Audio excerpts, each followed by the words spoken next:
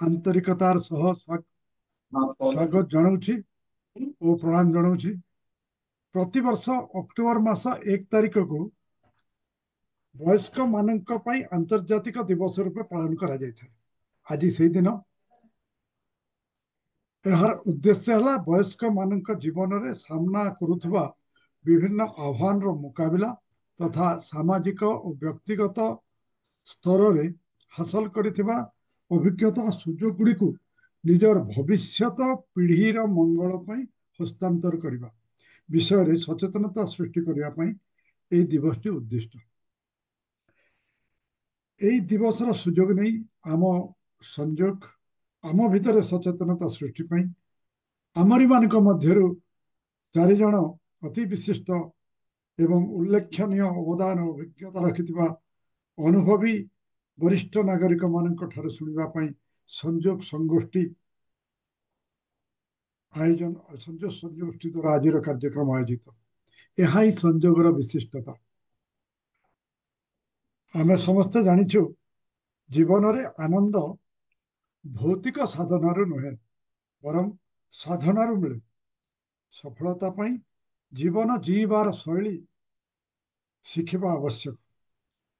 समस्त पशुपक्षी कौन से डिग्री हासिल नकरी मध्य तांकर विशेष जातिर व्यवहार गुण चरित्र तथा रहन सहन शैली निजर पूर्वज मानक ठाରୁ शिखिथांती।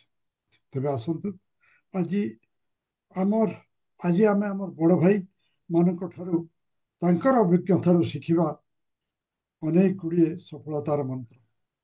आज ये कार्यक्रम में अंशग्रहण करी आमको तांकर अमूल्य संपद बांटिबे से माने हेले बड़ भाई जगत मोहन कन्वर, भाई भौणी गुलपामुद्रा महांती, भाई श्री सहदेव जयसिंह एवं भाई श्री प्रदीप कुमार महांती। आपण मान समस्त प्रणाम एवं सुस्वागत। आपण मान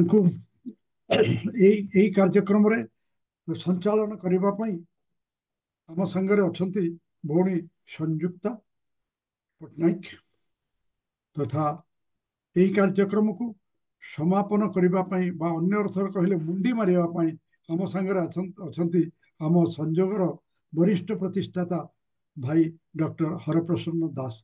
आपण मान समस्त प्रणाम जन स्वागत करुच्ची। तेरे आसतु आउ डेरी नक कार्यक्रम को आरंभ करवा। मु वर्तमान संचालिका भौणी को अनुरोध करी से यही मंच को परिचालना करेंगे। तेणु मंचटी मुझे हस्तांतर करुच्ची। भौणी आपण को प्रणाम और स्वागत।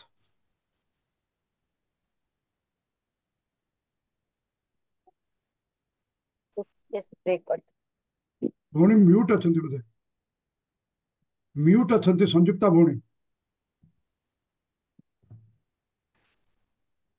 हाँ है धन्यवाद। प्रणाम जनाऊँची। उत्कल भूमिर आराध्य देवता अखिल ब्रह्मांडपति जगतर नाथ श्री जगन्नाथ पाद पद्म आभम प्रणाम जनाई संजोग परिवार यही 195तम आभासी कार्यक्रम को मु संयुक्ता पट्टनायक समस्त को स्वागत जनाऊँची। समस्त गुरुजन मानक मोर प्रणाम, कनिष्ठ मानक श्रद्धा सदिच्छा। दशहरा रे ये भी आमर गोटे संस्कृतिर गोटे प्रथा अच्छी कि बड़ मान को मुंडिया मारे दशहरा भेटी मिले। मोर दशहरा भेटीटा मुंडिया तो मारिली, मोर दशहरा भेटीटा बोधे बाकी खाते रहीगला। पुणी समस्त को दशहरार अभिनंदन जणे आसंतु आरंभ करिबा आजिर ये कार्यक्रम।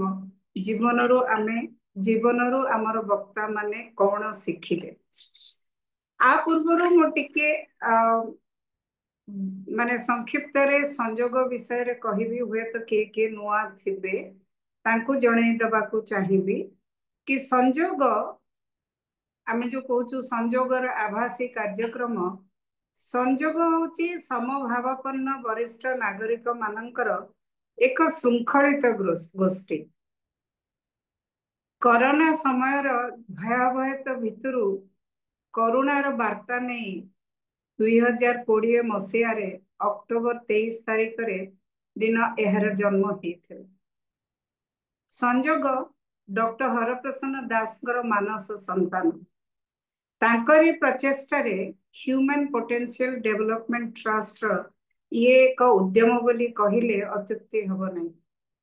ହ୍ୟୁମାନ୍ ପୋଟେନ୍ସିଆଲ ଡେଭଲପମେଣ୍ଟ ଟ୍ରଷ୍ଟ आर्थिक अनग्रसर छात्र छात्री मानू जो माने अनाथाश्रम आदिवासी छात्रावास तथा बस्ती इलाका रे रुहंती प्रभृति रे रहुचंती सेमानंकु मागणारे तांकर व्यक्तित्व विकास एवं जो युवक युवती माने तथा महिला मानंकु दक्षता विकास पाई तालीम 2017 मसीह निरंतर भावे सेवा दे आसुची। मु पुणी फेरबी संजोग संगोष्ठीर मुख्य उद्देश्य को देखा जाए वरिष्ठ नागरिक माने जीविकार मुख्य स्रोत जेतेबेले अवसर नहीं जाती एक प्रकार निसंग जीवन बिताती बयसर प्रभाव रे आनुषंगिक रोग रे पीड़ित हेला परे केमिति केजाणी एक अजଣା भय सबुबले घारी होई रही किंतु अभिज्ञता सृजनशीलता ज्ञान सेमती भरपूर थाए। मु एठी डॉक्टर हरप्रसन्न दास मु धन्यवाद देवाको जमा भूलिबे नाही कारण वरिष्ठ नागरिक माने जेतेबेले परिवार रो मुख्य स्रोतरु बैकसीट नहीं जाउथिले सी आउ गोटे परिवार गढ़ी आम मन को उपहार दे देले ताहा ହେଲା संजोग। संजोग परिवार परिधि खूब व्यापक विभिन्न समय रे विभिन्न उपयोगी विषय नहीं टेक्नोलॉजी ठारू आरंभ करी शरीर संबंधी आध्यात्मिक कविता पाठोत्सव संगीत समारोह बंधु मिलन जन्मदिन शुभेच्छा आदान प्रदान खूब चले। उद्देश्य खुशी हवा और खुशी बांटिबा समस्ते समस्तकर परिपूरक हे जीवन को परिपुष्ट बाकी जीवन तक परिपुष्ट करबा सेथिपाई एई संजोग परिवार रे अपा भाई खूब डकाडकी चले कारण एठी दिल की रिश्ता आगु को जीवा आगुरु मु कार्यक्रम रो किछि नियमावली विषय रे दुई धाड़ी रे कहबाकू चाहिबी। समस्त दर्शक और श्रोता मानक मोर अनुरोध आपण मानकर सिस्टम रे जो थिरे आपण जॉइन करिसेंती तार ऑडियो वीडियोटा वर्तमान पाई बंद रखंतु टिके चेक करि नियंतु ता बंद अछि कि नहीं। समस्त वक्ता माने कहि सारला परे आपण मानकु 15 मिनिट समय दिया जिवो प्रश्नोत्तर पाई बा जिज्ञासा मोचन पाई। समस्त वक्ता मानकर समय सीमा 10 मिनिट। आज अक्टोबर 1 आसंतु आजिर कार्यक्रम आरंभ करिबा। आज अक्टोबर 1 आंतर्जातिक वयोज्येष्ठ दिवस आउ गोटे थाए वरिष्ठ नागरिक सीनियर सिटीजन डे आउ गोटे एल्डरली डे। अक्टोबर 1 तारीख होची आंतर्जातिक वयोज्येष्ठ दिवस। मो व्यक्तिगत भाव में कृतज्ञ तांको पाखेरे जे ये कारणटी को बाछि थिले। प्रति वर्ष वर्ल्ड एल्डरली डे सेलिब्रेट हुए कहीं ना वयोज्येष्ठ मानकर समाज विकास रे तांकर जो बौद्धिक योगदान ताकू स्वीकृति देवा पाई आउ तार गारिमा को बजाय रखिबा पाई वयोज्येष्ठ मानकर अभिज्ञता सबु बयस रे लोक मानक पाई बा आम मानक पाई आम पिला मानक पाई अति आवश्यक खूब भाइटल कहीं से माने होचंती ज्ञानर भंडार भविष्यत जीवन धारार उत्स। आपण देखिबे जदि आमर वयोज्येष्ठ बा पूर्वसूरी मानकर प्रथमे आमे कौन नौथुलु बा आमे जदि आमर वयोज्येष्ठ माननको मने पकई बा तांकर प्रथम जिनस आमे नौथुलु तांकर मोरल गाइडेंस सेमानकर अभिज्ञता जे भली भाबरे सेमाने सिचुएशन को एनकाउंटर करी बा कंकर करी आत्मसम्मान रो सब बची पारंती ताहा आग पीढ़ी पाई निश्चित भाबरे सहाय्य करे एंड सेटा ही हमको बहुत सिखाए आगो को बढ़िबा पाई जो साहस बा परसिस्टेंट कंसिस्टेंसी जहाँ भी कहतु निश्चित भाव में साहाय्य करे। ବଡ ମାନେ ଯେତେବେଳେ କହିଦିଅନ୍ତି ବା କୌଣସି ଆପଣ ମାନେ ଦେଖିଥିବେ ବାପା ମାଙ୍କ ଛଡା ପିଲାମାନେ ଛୋଟ ପିଲାମାନେ ଯଦି କାହା ସାଙ୍ଗରେ ବେଶୀ ଯୋଡି ହୁଅନ୍ତି ସେମାନେ ହଉଛନ୍ତି ଆମର ଆମର ଗ୍ରାଣ୍ଡ ଫାଦର ବା ଯୋଉମାନେ ଅଭିଜ୍ଞ ଜେଜେବାପା ଅଜା ଏମାନେ କାହିଁକି? କାରଣ ମେଣ୍ଟରସିପ ସେମାନେ ଆମର ମାର୍ଗଦର୍ଶକ। ସବୁ ପ୍ରକାର ସମାଧାନ ଆଜିକାଲି ଫିଙ୍ଗର ଟିପ ରେ ମିଳି ଗଲାଣି, ଗୋଟେ କ୍ଲିକ୍ ମାରିଦେଲେ ମିଳି ଯାଉଛି, କିନ୍ତୁ ଜଣକୁ ବୁଝି ତାକୁ କେତେ ମାତ୍ରାରେ ସପୋର୍ଟ କରାଯାଇ ପାରିବ ତାହା କେବଳ ଘରର ମୁରବୀ ମାନେ ଜାଣିପାରନ୍ତି। ସମସ୍ତଙ୍କର ଏକ୍ସପିରିଏନ୍ସ ଥିବ, କିଛି ଯଦି ଅସୁବିଧା ହେଲା ଆଉ ଆମେ ଯାଇକି ଆମର ମୁରବୀ ମାନଙ୍କୁ ପାଖରେ କହୁ ସେଇଟା ଗୋଟିଏ ସିମ୍ପଲ ୱାର୍ଡ ବା ଦୁଇଟା ଲାଇନ ସେମାନେ କହନ୍ତି ବ୍ୟସ୍ତ ହନା ସବୁ ଠିକ ହେଇଯିବ, ଧୈର୍ଯ୍ୟ ଧର। ଏ ଲାଇନ ର ଭ୍ୟାଲ୍ୟୁ ଟା ସମସ୍ତେ ଅଳ୍ପ ବହୁତ ନିଶ୍ଚିତ ଭାବରେ ଅଙ୍ଗେ ଲିଭେଇଥିବେ। ସବୁଠୁ ବଡ କଥା ହେଲା ସେମାନେ ଆମର ସଂସ୍କୃତିର ଧରୋହର। ପିଢି ପରେ ପିଢି ଯଦି ଆଜି ଆମେ ସଂସ୍କୃତିକୁ ବଜାୟ ରଖିଛୁ ତାହା କେବଳ ଆମର ପୂର୍ବସୂରୀ ମାନଙ୍କ ପାଇଁ, ଏଥିରେ ସନ୍ଦେହ ନାହିଁ। ଆଜି ମୋର ଭାଗ୍ୟ ଯେ ଏଇଭଳି ଗୁଣୀ 4 ଜଣ ଗୁଣୀ ଅଭିଜ୍ଞତା ସମ୍ପନ୍ନ ବୟୋଜ୍ୟେଷ୍ଠ ବ୍ୟକ୍ତିତ୍ବ ମାନେ ମୋ ସହିତ ଅଛନ୍ତି। ସମୟ ନଷ୍ଟ ନ କରି ଚାଲନ୍ତୁ ଶୁଣିବା ତାଙ୍କଠାରୁ ସେମାନେ ତାଙ୍କ ଜୀବନରୁ କଣ ଶିଖିଲେ, ଆଉ ଆମେ ବି ଶିଖିବା ତାଙ୍କଠାରୁ। ପ୍ରଥମେ ପରିଚୟ ଦେବି ଶ୍ରୀ ଜଗତ ମୋହନ କନୱର ମହାଶୟ। 1943 ମସିହା 14 ମାର୍ଚ୍ଚରେ ବାରିପଦା ଠାରେ ଜନ୍ମ ନେଇଥିଲେ। पेशारे इंजीनियर, मेकानिकल इंजीनियरिंग रे त्रिवेंद्रम स्नातक डिग्री हासिल कला परे 2.5 वर्ष स्विस टेक्निकल कॉर्पोरेशन रे कार्यरत थिला बेले तिब्बतीय शरणार्थी मानकर थैथान पई से कार्य करिथिले। तापरे ओडिशा सरकारଙ୍କର अधीन जलसेचन विभाग रे कार्य करी 2001 मसीह रे एग्जीक्यूटिव इंजीनियर मेकानिकल पदरु सेवानिवृत्त होइथिले। सरकारी पद पदवी रिटायर्ड होइचंती सिना, किंतु टायर्ड हेई नाहंती। एबे भी कर्म चंचल, परिवेश परिवेश रक्षा वृक्षरोपण रे खूब श्रद्धा रखंती। आउ आपरे भी से ज्योतिष विद्या को भी आयत्त कर सारे। मु बर्तमान श्री जगत मोहन कन्वर सार को महाशय को अनुरोध करी आपणकर माइक्रोफोन अनम्यूट करंतु आ कहतु आपण आपणक जीवन रु कौन शिखिले जहाँ आम सहित बांटिबा को चाहिए। सार जगत मोहन कन्वर, नमस्कार आपणको। आज्ञा नमस्कार आपण नमस्कार। नमस्कार, आपणकर समय 10 मिनिट कोंतु।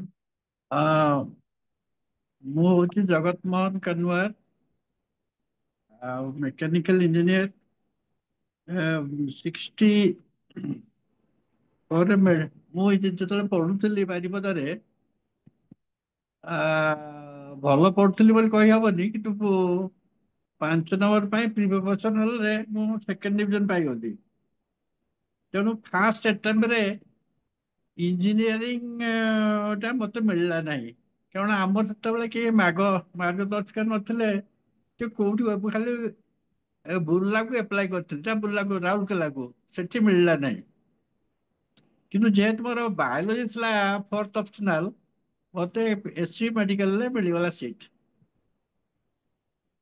आ सेठी भी एप्लाय कर नथली, माने कौन कि सेते बेले आमे एते बोका थिलु जे कोठी एप्लाय करियो कौन करियो जोड़ा नहीं। आमे सब निजर मालिक अथु।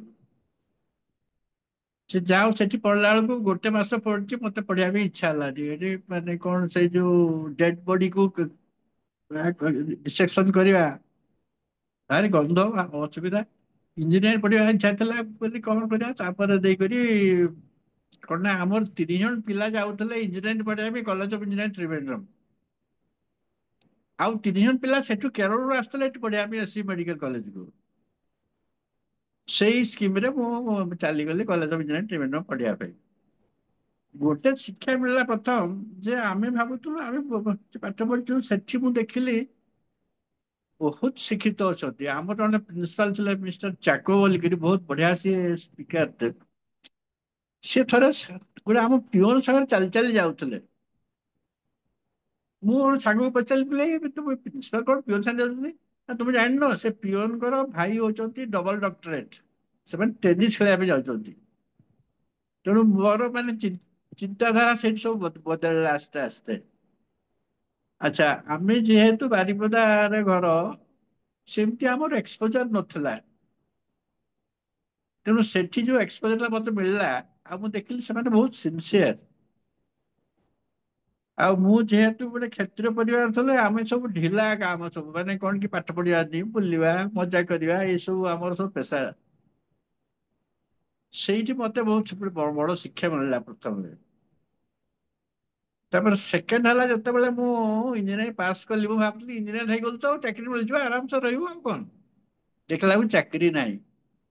ବର୍ଷ 1.5 ବର୍ଷ ବୁଲିବାକୁ ପଡିଲା।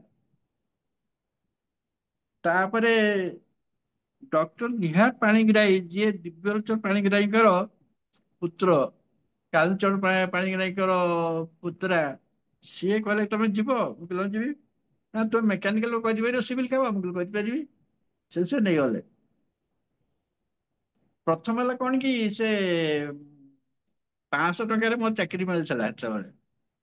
ମୁଁ କିଛି ପରେ ଦେଖିଲି ଯେ ମୋ ଡ୍ରାଇଭର 500 ପାଉଛି। ମୁଁ କହିଲି ସାର୍, ଡ୍ରାଇଭର 500 ପାଉଛି, ମୁଁ ପ୍ରୋଜେକ୍ଟ ଇଞ୍ଜିନିୟର 500, ସେଠି ସାଙ୍ଗେ ସାଙ୍ଗେ 1000 ହେଇଗଲା।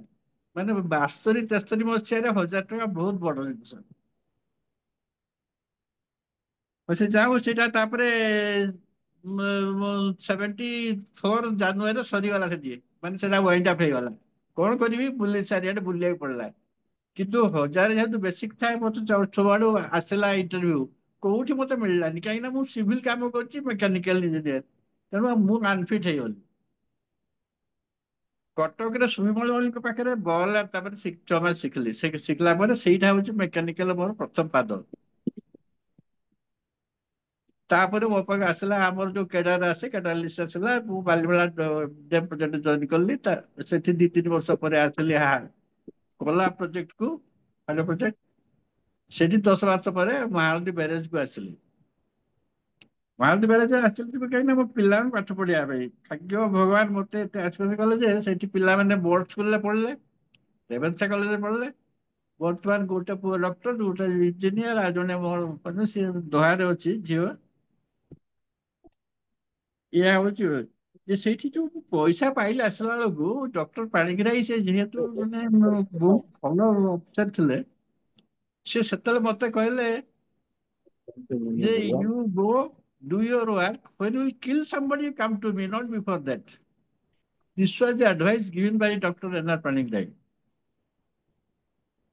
ଆଉ ସିଏ ତାପରେ ହର୍ଟିକଲଚର ଡାଇରେକ୍ଟର ହେଲେ, ଏଗ୍ରିକଲଚର ଡାଇରେକ୍ଟର ରିଟାୟାର କଲେ। ସେ ସ୍ୱର୍ଗାରୋହଣ କରିଗଲେଣି। ମୋ କହିବା ଉଦ୍ଦେଶ୍ୟ ହଉଛି କଣ, ସେ ଯୋଉ ପଇସାଟା ମୁଁ ପାଇଲି, ଆଜି ମୁଁ ମୋ ସାନ ଭାଇ ବଡ ଭାଇକୁ ଦେଲି 10,000 ଚାଷ କରିବା ପାଇଁ ଆଉ ଜାଗା କିଣିବା ପାଇଁ। ସେମାନେ କିଛି କଲେନି। ସେମାନେ ଭାବିଲେ ଯେ ଇଞ୍ଜିନିୟର ମାନେ ଏମିତି ମାସକୁ ମାସ ମତେ 10-20 ହଜାର ଟଙ୍କା ପାଆନ୍ତି। ତେଣୁ ସେମାନେ ପଇସାଟାକୁ କୁଆଡେ ନଷ୍ଟ କରିଦେଲେ, ତାପରେ ଦେଇକି। କିନ୍ତୁ ସେଇଟା ମୋର ଭଲ ଚାକିରି ଥିଲା। ତାପରେ ଯୋଉ ମୁଁ ଜେଇ ଜଏନ କଲି ଗଭର୍ଣ୍ଣମେଣ୍ଟରେ, ସେଇଟା ଭଲ ଚାକିରି। ମାନେ କଣ, ପଇସା ପତ୍ର ଅସୁବିଧା ଏମିତି କିନ୍ତୁ ଖାଲି ଗୋଟେ ସୁଯୋଗ ମିଳିଲା ଯେ କଟକରେ ହେଲା ବେଳକୁ ପିଲାମାନେ ସବୁ ପାଠ ପଢିଲେ। ମୁଁ 17 ବର୍ଷ ସେଇ ଗୋଟେ ଜାଗାରେ ରହିଲି।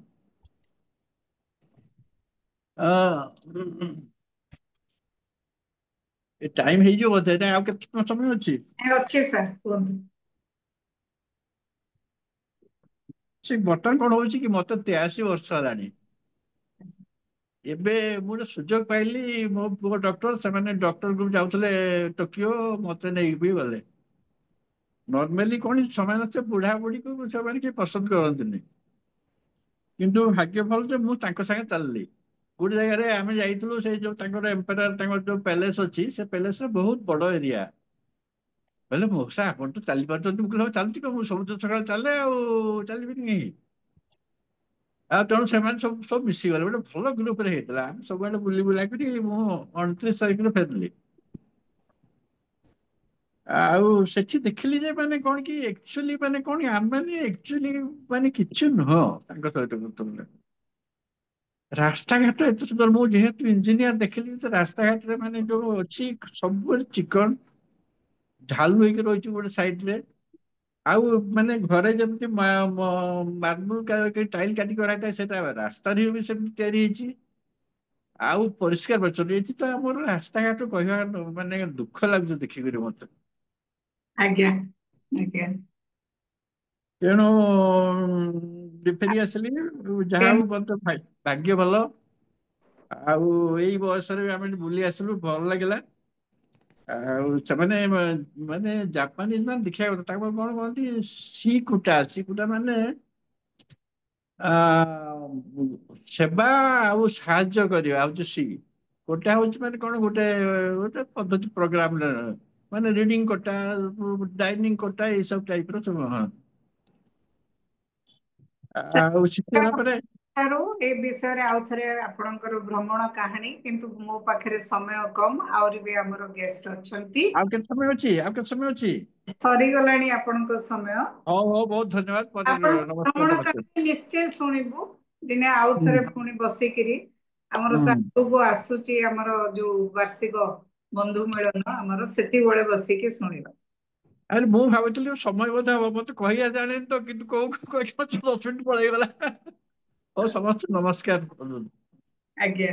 ଆଶୀର୍ବାଦ ହଁ, କର। ଯୋଉ ସିନସିୟରିଟି କେରଳରେ ଯାଇକି ଯୋଉ ପରିବର୍ତ୍ତନଟା ହେଲା, ହୁଁ ଆକ୍ଚୁଆଲି ଏଇ ଯୋଉ ଇଣ୍ଟର ସିଟି ମାନେ ଯୋଉ ଆମର ହୁଏ କଲଚରାଲ ଏକ୍ସଚେଞ୍ଜେସରେ, ବହୁତ ଜିନିଷ ଶିଖେ। ବହୁତ ଜିନିଷ ଶିଖିବାକୁ ବି ପଡେ, ଆଉ ବହୁତ ଜିନିଷ ଶିଖି ହୁଏ।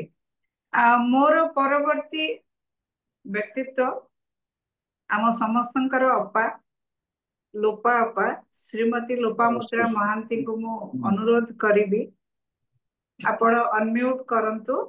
ଆଉ ଆପଣ ଆମକୁ କୁହନ୍ତୁ ଆପଣଙ୍କ ଜୀବନ ଆପଣଙ୍କୁ କଣ ଶିଖେଇଛି। ଆମ ସମସ୍ତଙ୍କର ଅପା ଲୋପାପା 24 ମାର୍ଚ୍ଚ 1947 ମସିହାରେ ଜନ୍ମିତ।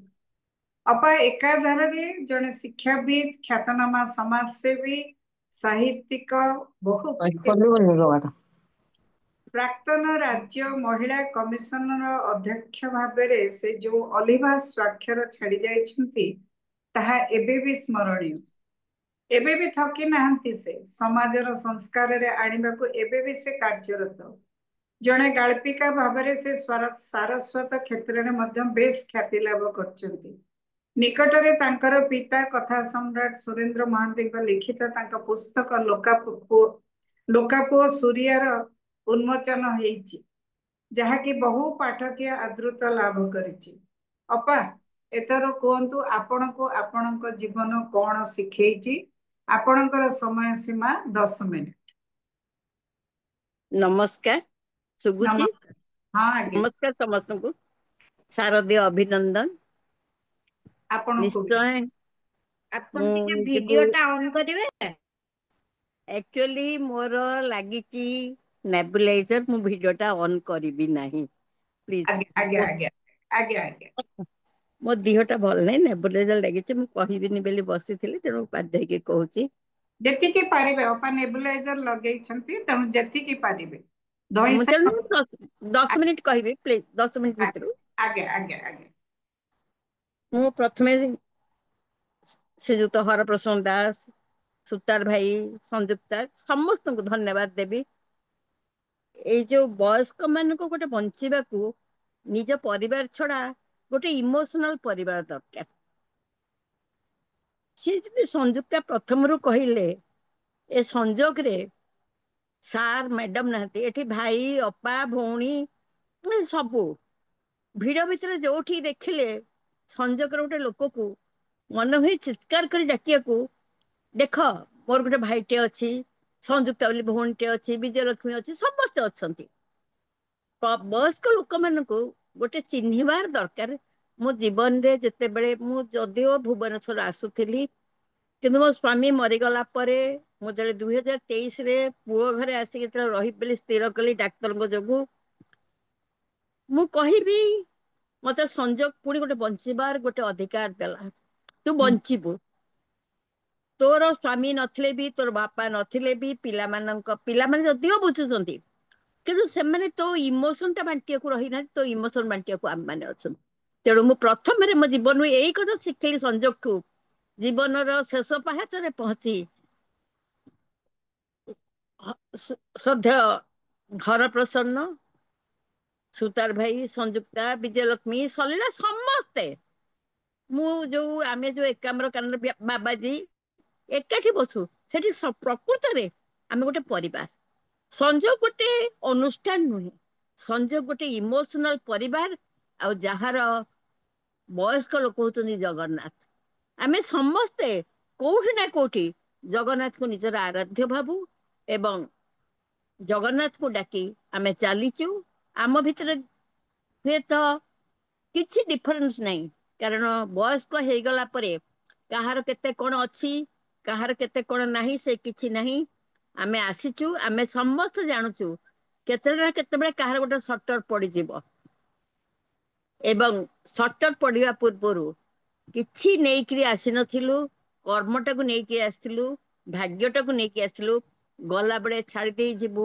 ଏମିତି କେତେ ଗୁଡା ଅନୁଷ୍ଠାନ ଯିଏ ହୁଏତ ଗଲା ପରେ ଲେଖିବେ ଆଜି ଇଏ ଚାଲିଗଲା ଫେସବୁକରେ। ଏଇଟା ହଉଛି ମୋର ପ୍ରଥମ ଶିକ୍ଷା ଜୀବନର ଶେଷ ପାହାଚରେ ଶିଖିଲି। ଜୀବନରେ ତ ବହୁତ କିଛି ଶିଖିବାକୁ ଅଛି। ଜୀବନରେ ବହି ଏବଂ ଜୀବନଟା ହଉଛି ମୁଁ ଭାବେ ଦିଟା ହଉଛି ଶିଖିବାର ବାଟ।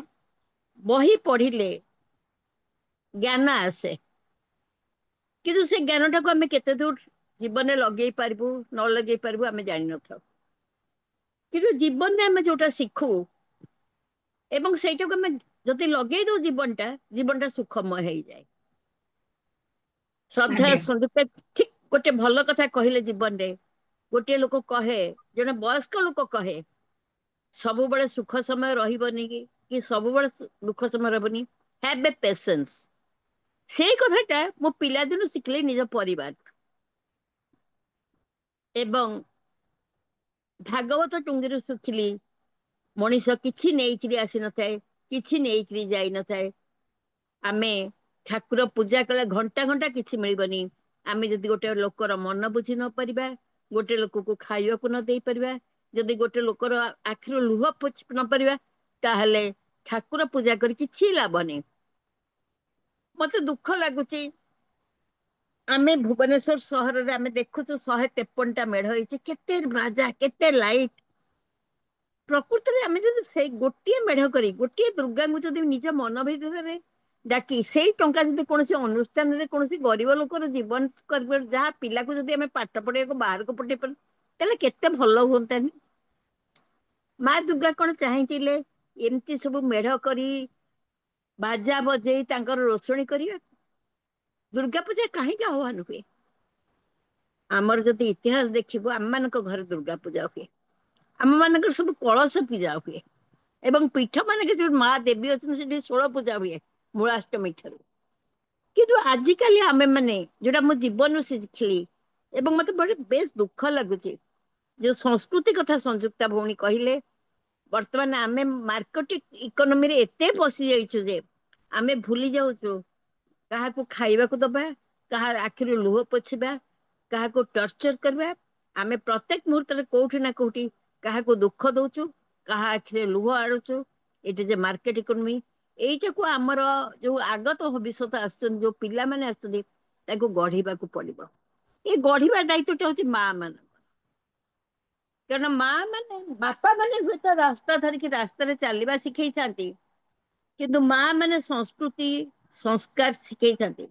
ଯୋଉ ସଂଯୁକ୍ତା କହୁଛନ୍ତି ଯୋଉ ସଂସ୍କାର ଆସିଛି, ପ୍ରକୃତରେ କଣ ସଂସ୍କାର ଆସିଛି? ମୁଁ ତ ଭାବୁଛି ଆମର ତ କେବେ ଦାଣ୍ଡିଆ ନାଚ ନଥିଲା। ନିଶ୍ଚୟ କିଛି ବାହାରୁ କିଛି ଗ୍ରହଣ କରିବା ଉଚିତ। ସବୁବେଳେ ଭଲ କଥା ଗ୍ରହଣ କର, କିନ୍ତୁ ଆମ କଥା କିଏ ଗ୍ରହଣ କରୁଛନ୍ତି? ଆମ ଓଡିଶାର ଯୋଉ ଅଛି ଯୋଉ ଓଡିଶାର ଯୋଉ ପ୍ରଥା ଅଛି, ଓଡିଶାର ଯୋଉ ସଂସ୍କାର ଅଛି, ମୁଁ ତ କାହିଁ ଦେଖୁଛି କୋଉଠି କେହି ଗ୍ରହଣ କରୁନାହାନ୍ତି। କିନ୍ତୁ ଆମେ ପରର, ଅପର ରାଜ୍ୟର ଯୋଉ ମାର୍କେଟ ଇକୋନୋମି ଯୋଉଟା କରୁଛି, ସେଇଟାକୁ ଆମେ ଗ୍ରହଣ କରୁଛୁ।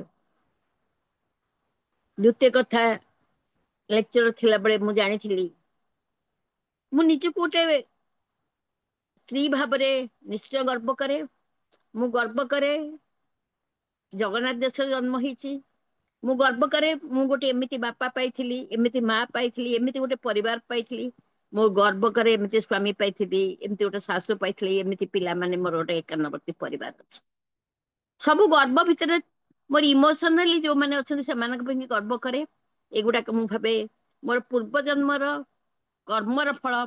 କାରଣ ପୂର୍ବ ଜନ୍ମର ଫଳଟା ଏ ଜନ୍ମରେ ଆମେ ଭୋଗୁ, ଏବଂ ଏ ଜନ୍ମର କର୍ମ ହିଁ ଆମକୁ ପୁଣି ଆଉ ଗୋଟେ ଜନ୍ମକୁ ନିଏ। କାରଣ ଇଏ ଗୋଟେ ହଉଛି ଚକ୍ର, ଜନ୍ମ ମୃତ୍ୟୁର ଚକ୍ର ଭିତରେ ଆମେ ପୂର୍ବ ଜନ୍ମ ର କିଛି କର୍ମ ନେଇକି ଆସିଥାଉ ଏ ଜନ୍ମ, ଏବଂ ଯଦି ଭଲ କାମ କରୁ ପୁଣି ଅପର ଜନ୍ମରେ ଆଉ ଗୋଟେ ଉଚ୍ଚ ପାହାଚକୁ ଯାଉ। ଏବଂ ଜୀବନରେ ବହୁତ କିଛି ଶିଖିଛି, କିନ୍ତୁ ଗୋଟିଏ କଥା ପରିବାର ଭିତରୁ ଶିଖିଛି, କେବେ ମିଛ କଥା କହିବନି। ଏବଂ ଯାହା କରିବ, ଯାହା କହିବ ଏବଂ ଯାହା ଭାବିବ, ସେ ତିନିଟା ଯାକ ସମାନ ହବା କଥା ଥିବା। ମୁଁ ମୁହଁରେ ରାମ ନାମ ଜପୁଥିବି, କିନ୍ତୁ ଭାବୁଥିବି ସେ ଲୋକଟା ଏତେ ଟଙ୍କା କେମିତି ରୋଜଗାର କଲା, ତାକୁ ମାରିକି ତା ଟଙ୍କା କେମିତି ଆଣିବି, ଏବଂ କେମିତି ତାକୁ ମାରିବି ତା ପାଇଁ କଳ୍ପନା କରୁଥିବି। ଇଏ ତିନିଟା ହେଲେ ଆମେ କେବେ ମଣିଷ ହେଇପାରିବାନି। କାରଣ ମଣିଷ ହଉଛି ଭଗବାନଙ୍କର ସବୁଠାରୁ ଶ୍ରେଷ୍ଠ ସୃଷ୍ଟି, ଏବଂ ଭଗବାନ ମଧ୍ୟ ସେଇଥିପାଇଁ କି ମାନବ ଜନ୍ମ ନିଅନ୍ତି, ରାମ ହୁଅନ୍ତି, କୃଷ୍ଣ ହୁଅନ୍ତି। ଆମର ଜଗନ୍ନାଥ ତ ମାନବୀୟ ଲୀଳା କରିବାକୁ ଗୋଟେ ବର୍ଷରେ ତେରଟା ପର୍ବ ପାଳନ୍ତି, ତାଙ୍କୁ ମଧ୍ୟ ଜନ୍ମ ହୁଏ। କାରଣ ମାନବ ଜନ୍ମଟା ସବୁଠାରୁ ଶ୍ରେଷ୍ଠ ଜନ୍ମ, ଏବଂ ସେଇ କଥା ଭାବି ଆମେ ଯଦି ମାନବ ଜନ୍ମ ପାଇଛୁ, ସେଥିପାଇଁ ଆମେ ଈଶ୍ୱରଙ୍କ ପାଖରେ ନିଜର ଗ୍ରାଟିଚ୍ୟୁଡ ଜଣେଇବା, ଏବଂ ସେଇ ମାନବ ଜୀବନକୁ କେମିତି ଆହୁରି ଭଲ କରିବା, ସେଇ କଥା ହିଁ ଭାବିବା।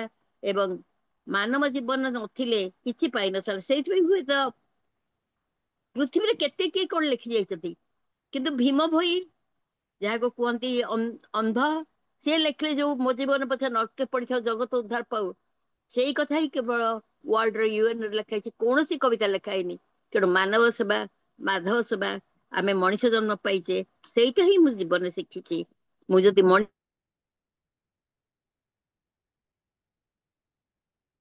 ଚେଷ୍ଟା କରିବି। ମତେ ଏଠି କହିବାକୁ ସୁଯୋଗ ଦେଇଥିବାରୁ ସମସ୍ତଙ୍କୁ ନମସ୍କାର, ସମସ୍ତଙ୍କୁ ଶୁଭେଚ୍ଛା। ଏବଂ ସଞ୍ଜୁର ରହିଗଲା ଭେଟିଟା, ପଖାଳ ଖାଇକି ଯୋଉ ଭେଟିଟା ଦେଇଥିଲା, ସେଇ ପଟେ ଆଉ ଗୋଟେ ମଧ୍ୟ ମୁଁ ଯାଇଥିଲି, ସେ ଭେଟିଟା ରହିଗଲା। ଧନ୍ୟବାଦ ସମସ୍ତଙ୍କୁ। ସମୟ ଭିତରେ ସାରି ଦେଇଛି ବୋଧେ ସଞ୍ଜୁ, ସମୟ ଭିତରେ ସରିଯାଇଛି। ମ୍ୟାଡାମ ଆପଣଙ୍କର ଅନମ୍ୟୁଟ କରନ୍ତୁ, ସଂଯୁକ୍ତା ମ୍ୟାଡାମ ଅନମ୍ୟୁଟ କରନ୍ତୁ।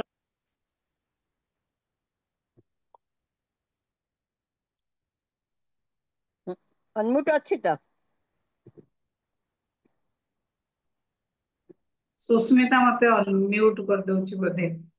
ହଁ ଅପା, ଯାହା କହିଲେ ଏକଦମ ନିରାଟ ସତ୍ୟ।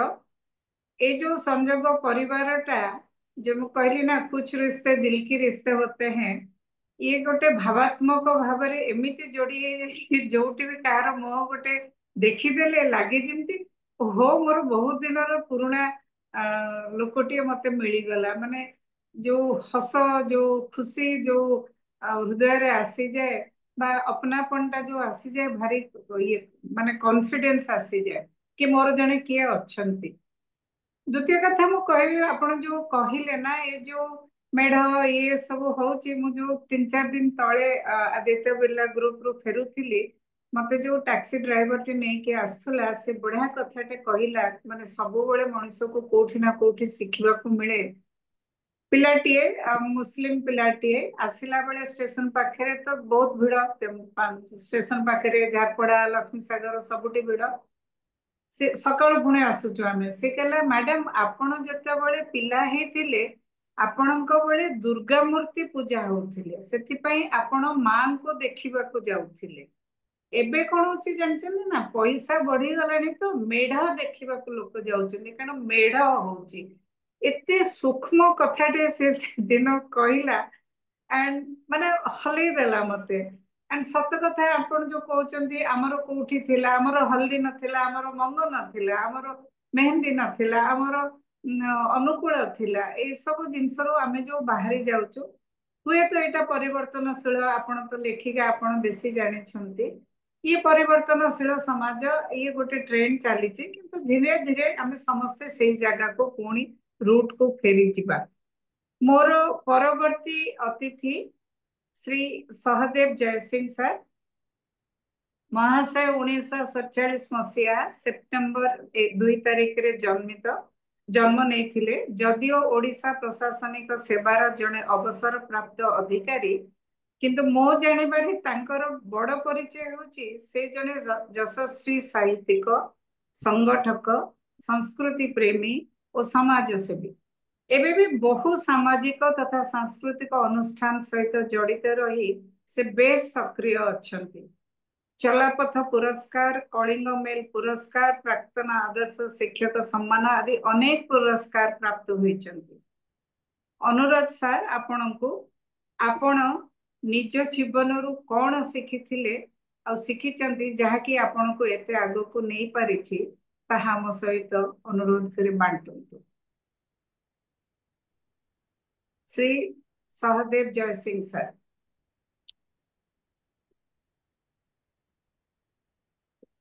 नमस्कार नमस्कार संयुक्ता भौणी के नमस्कार नमस्कार हर भाई को नमस्कार राजेंद्र राजकुमार भाई को नमस्कार और आपण मान समस्ते जो माने आम ये मान गोष्ठी रे थाए भाई भौणी हेकरी समस्त के नमस्कार ये गोटे सुजोग ए समय आम समस्त के देखा हो पारुचे कथा हो पारुचे के दिन है मु भाग नहीं पार नथिली सुतार भाई कहूली समय तो सीमित समय तारि भितर आम समय बांटिबा ମୁଁ ପ୍ରଥମେ ମୋ ଗାଁର ପରିଚୟ ଦେବି ଆମେ ଗୋଟେ ନଈ କୂଳରେ ଆମର ଘର ଏବଂ ଯେ ବନ୍ୟା ଅଞ୍ଚଳ ଯେଉଁ ସମୟରେ ବନ୍ୟା ଆସେ ସେଇ ସମୟରେ ଆମ ଗାଁ ଦାଣ୍ଡରେ ଡଙ୍ଗା ଚାଲେ ଏବଂ ଧାନ ଚାଷ ତ ହୁଏନି ଧାନ ଚାଷ ଫଳରେ ଯେଉଁଟା ଖାଇବା ପାଇଁ କିଛି ଭାତ ଖାଆନ୍ତି ଆଉ କିଛି ମଧ୍ୟ ମାନେ ମାଣ୍ଡିଆ ମାଣ୍ଡିଆ ଫାଣ୍ଡିଆ ଖାଇକି ଚଳନ୍ତି ଏଇଟା ଥିଲା ଯଦିଓ ଜମିବାଡ଼ିର ଅଭାବ ନଥିଲା କିନ୍ତୁ ପରିବେଶ ଦୃଷ୍ଟିରୁ ସେଗୁଡ଼ା ସବୁ ଆମ ପାଇଁ ଗୋଟେ ସ୍ୱପ୍ନ ହେଇଥାଏ ସଦାବେଳେ ଆମେ ଭାତ ଖାଇବା ପାଇଁ ମୋ ମା ମୋର ବୋଉ ଯିଏ ସେ ଗୋଟେ ଚାଟଶାଳୀ ଘରେ ପାଠ ପଢ଼ିବାର ଝିଅ ସେ ତାର ରୋଷେଇ ଯେତେବେଳେ କରେ ପ୍ରଥମ ମୋର ଜୀବନର ଶିକ୍ଷା ସେଇଠୁ ଲାଭ କଲି ତ ରୋଷେଇ କରେ ସେ ଭାତ ଚାଉଳ ଯେଉଁ ନିଏ ସେ ଚାଉଳର ପୁଞ୍ଜି ନେଇ ଗୋଟେ ମାଠିଆରେ ରଖେ ମୁଁ ପଚାରେ ବୋଉ ଏ ମାଠିଆରେ ଚାଉଳ ପୁଞ୍ଜି ରଖିଲ ଏଇଟା କ'ଣ ନା ଆରେ ଏ ମାଠିଆରେ ଯେଉଁ ଚାଉଳ ପୁଞ୍ଜି ରହିଲା ତମେ ଖାଇବା ପୂର୍ବରୁ ଆଉ ଜଣଙ୍କ ପାଇଁ ଏଇଟା ରହିଲା ମୁଁ ସେଟା ହେଲା କ'ଣ କାମରେ କ'ଣ ଲାଗେ ନା ଗାଁ ଗହଳି ଯେଉଁମାନେ ସବୁ ଆସନ୍ତି ବାହାରୁ କିଛି ଅତିଥି ଆସନ୍ତି ସେମାନେ ଗାଁରେ ସବୁ ବାଣ୍ଟି ହେଇକିରି ଆଜି ଆମ ଘରେ ଖାଇବେ କାଲି ଆଉ କାହା ଘରେ ଖାଇବେ ଏମିତି ପଡ଼ିଶା ଘରେ ସବୁ ବାଣ୍ଟିକି ସବୁ ଖାଆନ୍ତି ତେଣୁ ଆମ ଘରେ କିଛି ଚାଉଳ ଆମେ ମାଠିଆରେ ରଖିଥିଲେ ଆମ ଘରେ ଯେତେବେଳେ କିଛି ଅତିଥି ଆସିବେ ଆମେ ସେଇ ଚାଉଳଟା ରାନ୍ଧିକି ତାଙ୍କୁ ଖାଇବାକୁ ଦବା ଏଇଟା ଥିଲା ମୋ ଜୀବନର ପ୍ରଥମ ମାନେ ଯୋଉ ଗୋଟେ ମନ ଭିତରେ ଯୋଉଟା ପ୍ରଭାବ ପଡ଼ିଥିଲା ସେଇଟା ଥିଲା ମୋର ପ୍ରଥମ ଶିକ୍ଷା ମା ଠୁ ଯେମିତି କଥାରେ ଯେ ମା ମାଟି ମମତା ତେଣୁ ଦ୍ୱିତୀୟଟି ଥିଲା ରାସ୍ତାଘାଟ ଗାଁରେ ନାହିଁ ଗାଁ ମାନେ ଆମ ଗାଁରେ ସ୍କୁଲ ନଥାଏ ଚାଟଶାଳୀ ଚାଟଶାଳୀରେ ପାଠ ପଢ଼ିକିରି ଆମେ ମଧ୍ୟ କିଛି କିଛି ଶିଖିଥିଲୁ ଯୋଉଟାକି ଷ୍ଟାଣ୍ଡାର୍ଡ ଦ୍ୱିତୀୟ ତୃତୀୟ ଶ୍ରେଣୀ ଭଳିଆ ଷ୍ଟାଣ୍ଡାର୍ଡ ହେଇଯାଇଥାଏ ସ୍କୁଲକୁ ଯିବେ ସ୍କୁଲ ଯିବା ପାଇଁ ଗୋଟେ ଚଟକା ପଡ଼େ ଯୋଉଟା ପ୍ରାୟ ଗୋଟେ ହାଫ୍ ଫଲଙ୍ଗ ପାଣିରେ ପଶିକିରି ବେକେ ପାଣିରେ ଅଣ୍ଟାଏ ପାଣିରେ ପଶିକି ଯିବାକୁ ହୁଏ ମୁଁ କହିଲି ଏତେ ଏତେ ବାଟ ଯାଇ ହବନି କେମିତି ଯିବା ସ୍କୁଲକୁ ଯିବା ପାଖରେ 2-3 କିଲୋମିଟର ମାନେ ଦୂରରେ ଗୋଟେ ସ୍କୁଲ ଥାଏ ପ୍ରାଇମେରୀ ସ୍କୁଲ ସେଠି ଯିବା କେମିତି ସେତେବେଳେ ତାର ବି ସେଇ ପରାମର୍ଶ ଥିଲା ତୁ କିଛି ଦିନ ପାଣିରେ ପଶିକି ଗଲେ ତାପରେ ତୁ ଗୋଟେ ପାଠ ପଢ଼ିବାର ବଡ଼ ଲୋକ ହେଇଯିବ ତୁ ପାଠ ପଢ଼ ଛାଡ଼େ ନା ପାଠ ପଢ଼େ ଗାଁ କାମରେ ମନ ଦିଏ ନା ପାଠ ପଢ଼େ ତ ସେଠୁ ସେ ବେକେ ପାଣିରେ ଅଣ୍ଟା ପାଣିରେ ପଶିକିରି ଯିବୁ ମାନେ ଚପଲ ଫପଲ ଥୋଇ ବ୍ୟାଗ ମୁଣ୍ଡେଇକି ପୁଣି ସ୍କୁଲକୁ ଯିବୁ 2 କିଲୋମିଟର 1.5 କିଲୋମିଟର ମାନେ ପର୍ଯ୍ୟନ୍ତ ଯିବୁ ଚାଲି ଚାଲି ଯିବୁ ପାଣିରେ ପଶିକିରି ସେଇଠୁ ଆରମ୍ଭ ହେଲା ଶିକ୍ଷାଗତ ମାନେ ଶିକ୍ଷା କ୍ଷେତ୍ରରେ ଆରମ୍ଭ ହେଲା ଆଉ ଯାହା ଟିକେ ଆଗରୁ ଭଉଣୀ ସଂଯୁକ୍ତା ଭଉଣୀ କହୁଥିଲେ ପ୍ରକୃତିରେ ଜୀବନରେ ଅନେକ ଜିନିଷ କଟିଛି ଶିକ୍ଷା କ୍ଷେତ୍ରରେ କଟିଛି ଏବଂ ପରବର୍ତ୍ତୀ ଷ୍ଟେଜରେ ପ୍ରଶାସନ ହିସାବରେ କଟିଛି କିନ୍ତୁ ଯୋଉ ସମାଜ ସେବା କରିବା ପାଇଁ ଯୋଉ ମନୋବୃତ୍ତିଟା ସେଇଟା ମାଠୁ ହିଁ ଶିଖିଥିଲୁ। ଏବଂ ସେ କହିଥିଲେ କାହା ମନରେ ଚାକିରି କଲା ବେଳେ କାହା ମନରେ ଦୁଃଖ ଦବନି। ଏବଂ ଦୁଃଖ କାଳେ ଆମେ କାହାକୁ ଦେଇଦେବୁ କି ଆମ ପାଇଁ ହଇରାଣ ହବ, ସେଥିପାଇଁ ଗୋଟେ ବାଡ଼ ବାଡ଼ ପକେଇଥିଲେ। ମାନେ ମା ମୋର ବୋଉ ଯିଏ ପ୍ରଥମେ ଗୋଟେ ବାଡ଼ ପକେଇଥିଲେ, କହିଲେ ତୁ ମୋ ମୁଣ୍ଡ ଛୁଅଁ, ତୁ କାହାକୁ ହଇରାଣ କରିବୁନି। ସୋ ସେଇ ଜିନିଷ ଯେତେବେଳେ ଥିଲା ଜୀବନରେ, କହିଲୁ ଯେତେବେଳେ କିଛି କିଛି ବ୍ୟତିକ୍ରମ ଆସେ, ସେତେବେଳେ ମା କଥା ବା ବୋଉ କଥା ମନେ ପଡ଼ିଯାଏ। ମୁଁ ଆଉ କାହାକୁ ହଇରାଣ କରିବା ଦୂରେ ଥାଉ, ସାହାଯ୍ୟ କରିବା ମନ ଭିତରେ ଆସିଯାଏ। ଆଉ ଗୋଟେ କେତେ ଗୋଟେ କଥା ମାନେ ଶାସନ କ୍ଷେତ୍ରରେ ଯୋଉ ରହିଲୁ, ମୋର ଗୋଟେ ମନେ ଅଛି, ଆମେ ସ୍କୁଲକୁ ଯେତେବେଳେ ଯାଉ, ସ୍କୁଲର ପରିବେଶ ଗୋଟେ ଆଗେ ସଫା କରିବାକୁ ପଡ଼େ।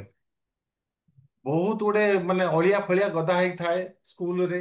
ଏବଂ ସେଇଠି ସମସ୍ତେ ଆସନ୍ତି, ସେଇ ବାଟେ ଅଳିଆକୁ ଗୋଡେଇ ଦେଇ ଯାଆନ୍ତି, ଗୋଡେରେ ଆଡେଇ ଦେଇ ଫିଙ୍ଗି ଦେଇ ପଳେଇ ଯାଆନ୍ତି। ତ ଯୋଉ ମୋର ଯେ ଥିଲେ ହେଡମାଷ୍ଟର ଥିଲେ, ସେ ସେଠି କହିଲେ ତମ ପିଲାମାନେ, ତମେ ସମସ୍ତେ ଅଳିଆରେ ଯାଉଛ, ତମେ ଏଗୁଡା ନିଜେ ନିଜେ ସଫା କରୁନା। ତେଣୁ ସେଠି ଆମେ ସଫା କରି ଆରମ୍ଭ କଲୁ। ଆଉ ସୁଯୋଗ ମିଳିଲା, ନେତୃତ୍ୱ ନେଲି। ନେତୃତ୍ୱ ନେବା ଯେତେ ସଫା ସଫା କାର୍ଯ୍ୟ ଆରମ୍ଭ ହେଲା, ଏ ସ୍କୁଲରୁ ବି ଆରମ୍ଭ ହେଇଛି। ସ୍କୁଲର ସଫେଇ କାମଟା ଆମେ ଆମ ହେଡମାଷ୍ଟରଙ୍କର ନିର୍ଦ୍ଦେଶରେ, ଆମ ତାଙ୍କ ପ୍ରେରଣାରେ ଆମେ ସଫେଇ କାମଟା ସେଇଠୁ ଶିଖିଥିଲୁ। ଏବଂ ପରବର୍ତ୍ତୀ ଷ୍ଟେଜରେ ଆମେ ଯେତେକ ଜାଗାରେ ସବୁ ସଫେଇ କାମ ଆରମ୍ଭ କରିଛୁ, ଆମର ଚାକିରି ଜୀବନରେ ହଉ କିମ୍ବା ଅବସର ଜୀବନ ପରେ ଯୋଉ ଗୋଟା କରିଛୁ, ସେଟା ସଫେଇ କାମରେ ଗୋଟେ ମନ ଦେଇଛୁ। ଆଉ ପିଲାମାନଙ୍କୁ ପାଠ ପଢେଇବା, ଶିକ୍ଷକତା ମୋ ଜୀବନର ପ୍ରଥମ ଥିଲା। ମୁଁ ଶିକ୍ଷକ ଥିଲି। ଶିକ୍ଷକତା ଥିଲାବେଳେ ଯୋଉ ପିଲାମାନଙ୍କଠୁ ପାଠ ପଢଉଥିଲି, ତାଙ୍କ ତାଙ୍କ ଉପରେ ଯୋଉ ଅନେକ ସମୟ ଦଣ୍ଡ ଦିଆଯାଏ, ସେମାନେ ଅନେକ ଦୁଃଖ ପ୍ରକାଶ କରନ୍ତି। ମୁଁ ସେଇ କଥା କହେ, ଯେ ମା କହିଥିଲା ସେଇଭଳି, ତମେ ଆଜି ସିନା ଟିକେ ଦଣ୍ଡ ପାଉଛ ବୋଲି ମନ ଦୁଃଖ କରୁଛ, କିନ୍ତୁ ମନ ଦେଇ ପଢିଲେ ତମେ ବି ଜଣେ ଦିନେ ବଡ ଲୋକ ହବ, ମାନେ ଭଲ ଆମରି ଭଳି ଜଣେ ଶିକ୍ଷକ ହବ। କିନ୍ତୁ ତମେ ଆଉ ଏଇଟା ଖରାପ ଅର୍ଥ ଭାବନି। ସେଇ କିଛି ପ୍ରଭାବ ପଡିଥିଲା, ଯୋଉଥିପାଇଁ କି ଆଜି ମୋର ଯୋଉମାନେ ଛାତ୍ର ପ୍ରଫେସର ହେଇକି ରିଟାୟାର କରିଛନ୍ତି, ଅନେକ ଅନେକ ପ୍ରଫେସର, ଓଇଓଟିରେ ପ୍ରଫେସର ଅଛନ୍ତି, ଡାକ୍ତର ଅଛନ୍ତି, ଇଞ୍ଜିନିୟର ଅଛନ୍ତି, ଅନେକ ଅଛନ୍ତି।